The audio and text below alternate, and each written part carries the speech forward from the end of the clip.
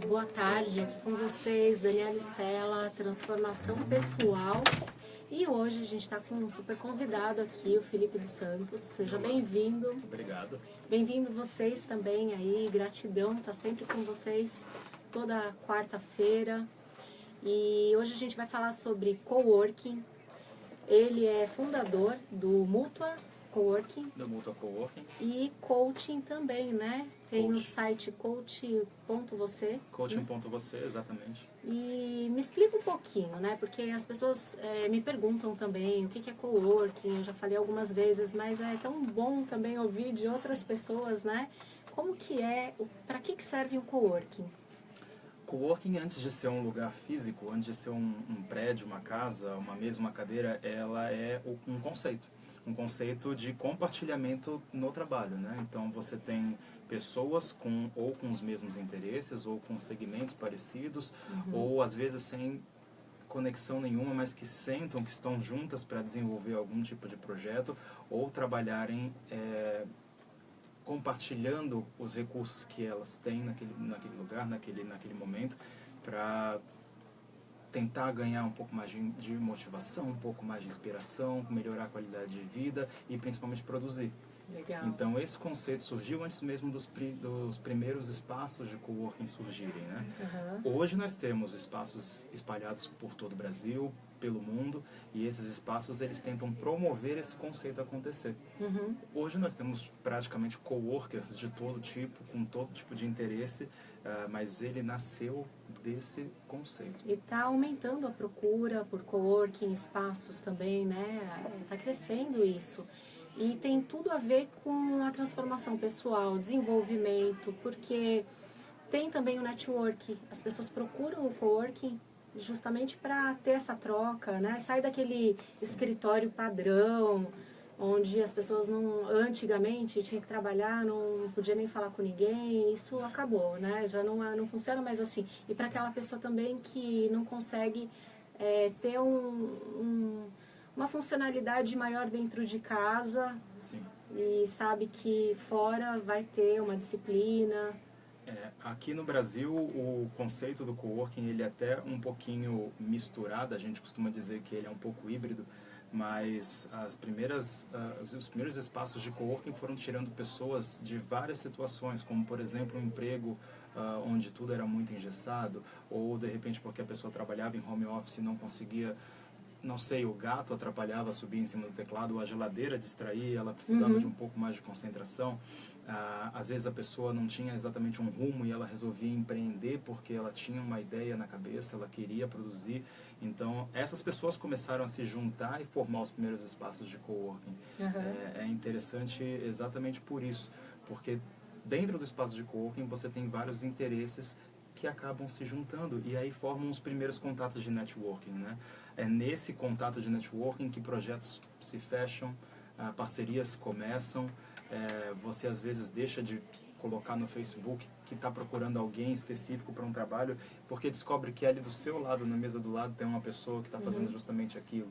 Então, essa questão da transformação pessoal já começa nesse primeiro contato interpessoal. E tem grandes empresas também que buscam o coworking hoje em dia, né? Qual que é a vantagem? Por que essas empresas grandes, como Nestlé, Vivo, né? Eu já ouvi algumas. Sim. Por que eles estão procurando os espaços compartilhados, né? Qual que é a vantagem? A gente sabe que por trás de muitas decisões de grandes empresas, às vezes tem um quadro totalmente financeiro.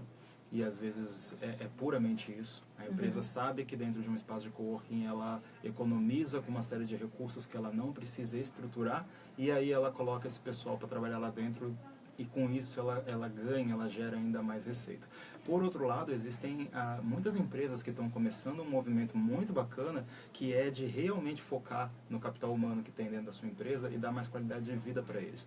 Então, por que eu, como empresa, preciso preciso arcar com todos os gastos que um funcionário tem para chegar até a mim, quando na verdade eu posso colocar ele para trabalhar num coworking que é do lado da casa dele, e ele vai chegar mais rápido, menos estressado, vai produzir melhor, vai se motivar para estar lá dentro, ou às vezes simplesmente pegar uma equipe inteira que vai desenvolver algum tipo de trabalho que precisa ser um processo leve, precisa ser um processo legal, e levar eles para dentro de um coworking e produzir lá dentro, né? Então tem muito disso. Ah, bem legal. E hoje a gente está falando sobre esse assunto, coworking, porque muitos aí da nossa fanpage, né, Daniela Stella, também tem a nossa fanpage do Ho Oponopono. Depois eu vou te explicar. Você já ouviu falar sobre o Ho Oponopono? Ainda não, quero ouvir falar. Eu vou te falar já. Estão se perguntando por que esse assunto. Eu tô montando também, já tem um coworking aqui pertinho. E aí a gente se conheceu, falei, poxa, vamos falar então sobre coworking e a ligação com o desenvolvimento, o porquê que é bom, até para vocês saberem mais, né? As vantagens de se trabalhar hoje em dia no coworking. E isso é crescente, então é bem vantajoso. A pessoa não precisa ter aquela burocracia toda, Sim. gasto alto, né? Tem coworking que tem os preços mais baixos, tem outros que tem um custo mais alto, depende da região, Exatamente. depende do que oferece, mas mesmo assim ainda é vantajoso, porque tem todo o serviço dentro dele, né? Internet, faxineira, que é a limpeza, né? Não tem a dor de cabeça, segurança, não tem que ficar controlando nada, né? Não. E antigamente eu ficava também pensando assim, mas por que uma Nestlé da vida não busca um espaço dela, um escritório, o custo não é menor também? Se buscar um espaço dela, alugar uma sala, não fica menor? Fica menor, mas a questão é a seguinte, existe para uma grande empresa também muita questão trabalhista que ela precisa se ater, ela não pode deixar de lado, e às vezes isso faz com que a empresa não consiga também colocar a sua equipe toda, a sua estrutura pessoal toda para trabalhar dentro de um coworking.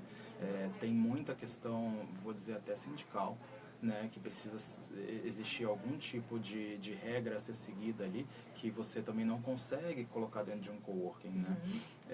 Então, essa história de trabalhar com menos custo para quem está indo para dentro de um coworking é legal, porque a gente costuma dizer assim, o pessoal chega com um laptop para sentar na mesa e começar a trabalhar. Qualquer problema, mesmo que tenha que trocar o cartucho da impressora, é nosso. A gente corre pelos bastidores para que a pessoa tenha a única preocupação, trabalhar.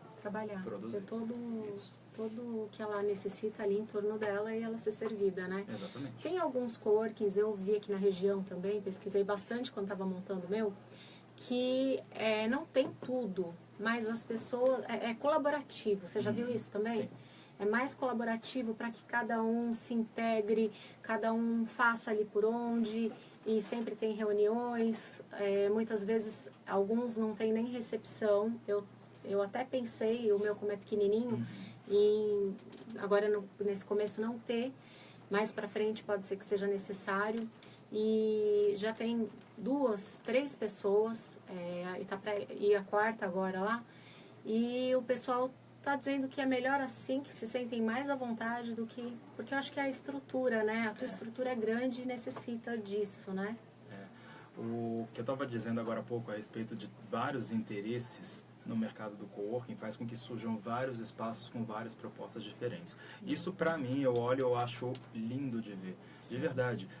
Por isso que a gente até costuma dizer que não tem tanto concorrente, porque a pessoa se fechou com você, se identificou com você. Se ela não se identificou com você, é até melhor que ela não fique ali, porque provavelmente ela não vai gostar de estar ali durante um tempo. Eu ouvi dizer, não vou lembrar o nome agora, de uma casa de coworking que tinha no começo, ainda quando o coworking começou a surgir no Brasil, e era exatamente assim, cada um tinha a cópia da chave, entrava nesse espaço, se não me engano era na Vila Madalena, e as pessoas pagavam o quanto achavam justo pagar para estar lá dentro. Eu acho que não era Lab?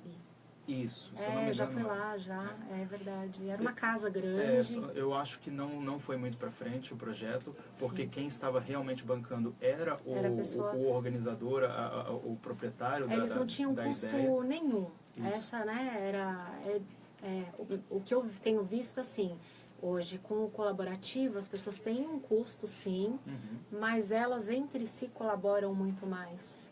né? Tem aquela troca, igual lá no meu eles já estavam dando sugestões e ó, a gente quer colaborar, não sei o que, também são poucas pessoas, né? Vamos colocar uma rede aqui na sacada, que tem uma sacadinha lá, e já começaram, vamos colocar a cadeirinha de praia, e a gente já foi tendo várias ideias para ficar uma coisa diferenciada também, que é o que você falou. E é interessante porque também tem a ver com coaching. Eu vou até mudar um pouquinho a vertente do nosso assunto. Porque o coaching também, se identificar, vamos supor, com você, eu também sou coaching.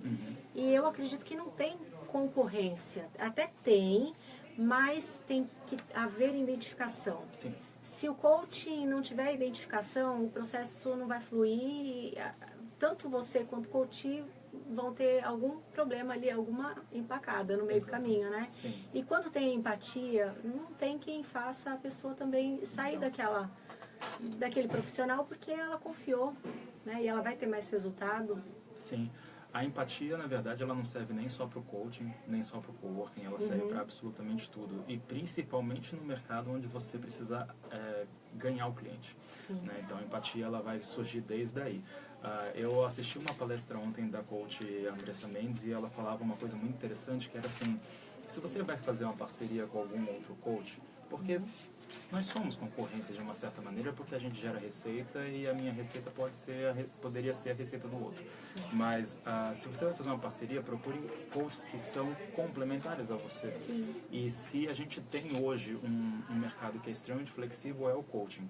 Né? Cada um consegue focar num ponto específico que é o seu talento ou que tem aí mais habilidade para trabalhar e eu posso de repente complementar o seu trabalho e você o meu. Mas se de repente nós somos exatamente iguais e trabalhamos as mesmas questões, talvez seja melhor a gente só andar em paralelo. Né?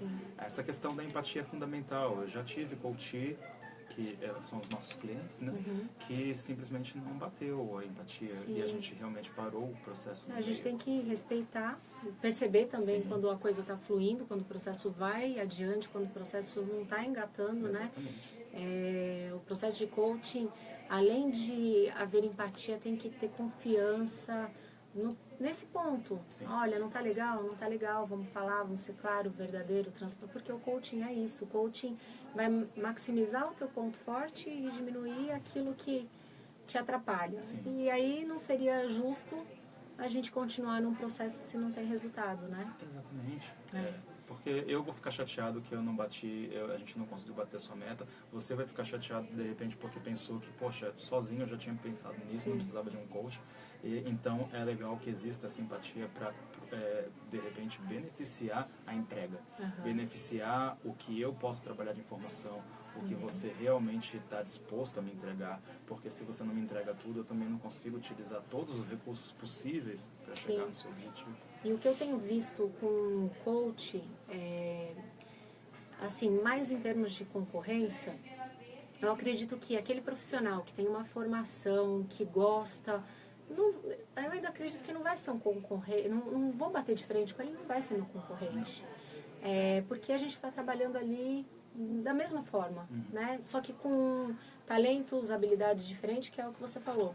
Eu acho que a concorrência aí é mais desleal do ponto de vista das pessoas hoje usarem o coach, o nome coach para tudo. Coworking também, né? E me fala então essa diferença. O coaching, eu vou explicar e você fala do coworking.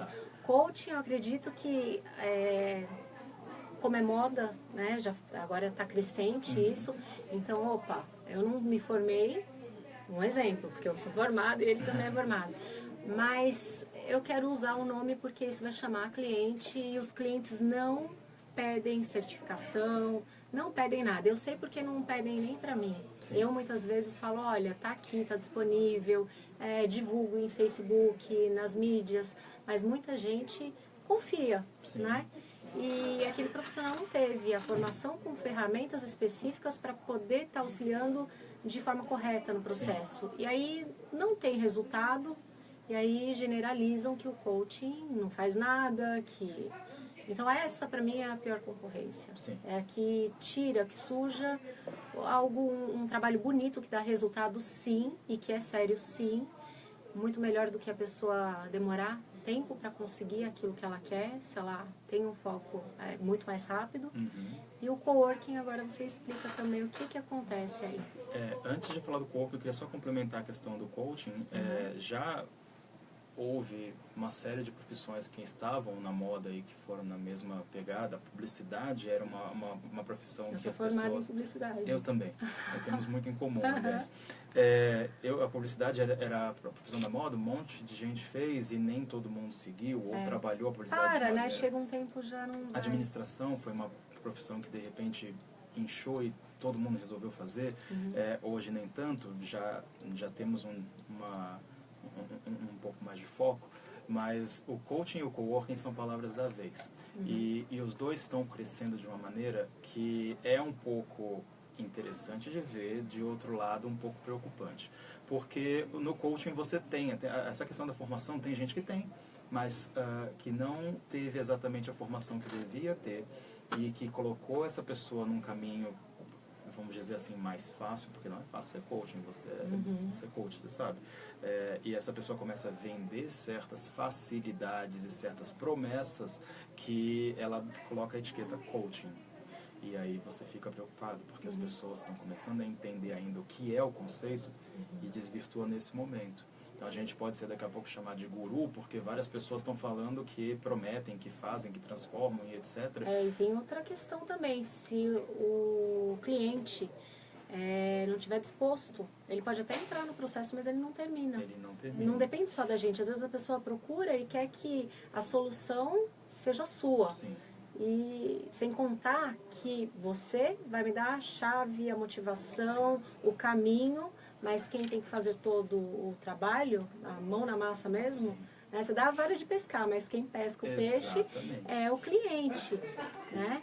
E se ali ele não tiver envolvido, motivado, não tiver disciplina, isso depende dele, claro. O coach em si dá todas as ferramentas para que haja isso. Mas um cliente que não pratica a tarefa, exercício, que você vai fazer e a pessoa não vai engatar junto com você, não vai caminhar junto, não vai ter resultado lá no final. Nesse ponto, eu até prefiro não entrar em certos méritos de questão, para também não ficar desmerecendo os profissionais, Sim.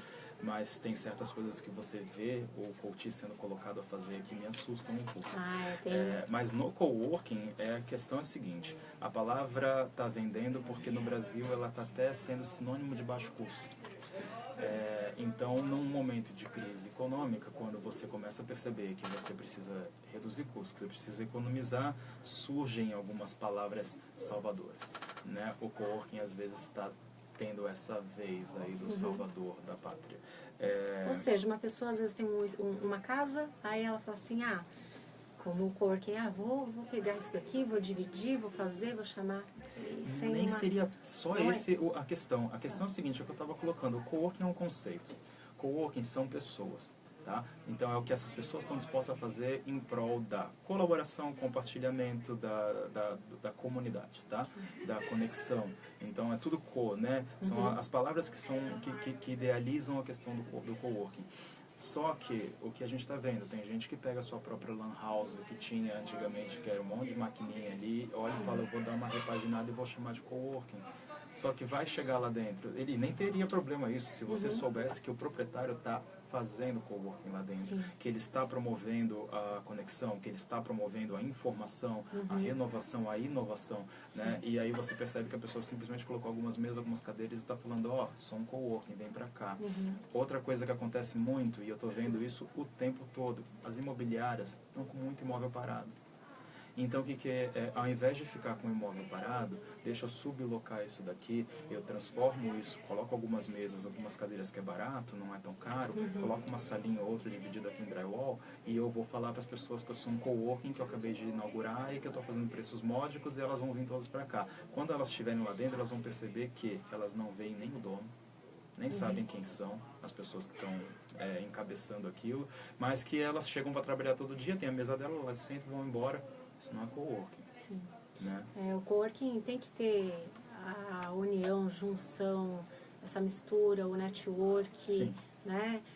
Eu acredito assim, às vezes você pode não estar nem ali presente todo dia, mas se você causa isso, se você coloca esse impacto, né? Sim. E transmite isso, faz alguns eventos. Eu vejo que tem gente que faz de 15 em 15 dias, Sim. proporciona isso. Tem pessoas que trocam com outros coworkings, é legal até para o público saber também, que agora tem um evento, né, do coworking que está acontecendo esse final de semana, parece, do Brasil, Sim. né? Sim. E tá vindo gente de todos os lugares e vão fazer um tour, né, nos coworkings daqui. Você vai também? Como que... Esse ano eu não consigo participar, eu participei do primeiro, aliás, eu ajudei a organizar, eu fui parte do staff.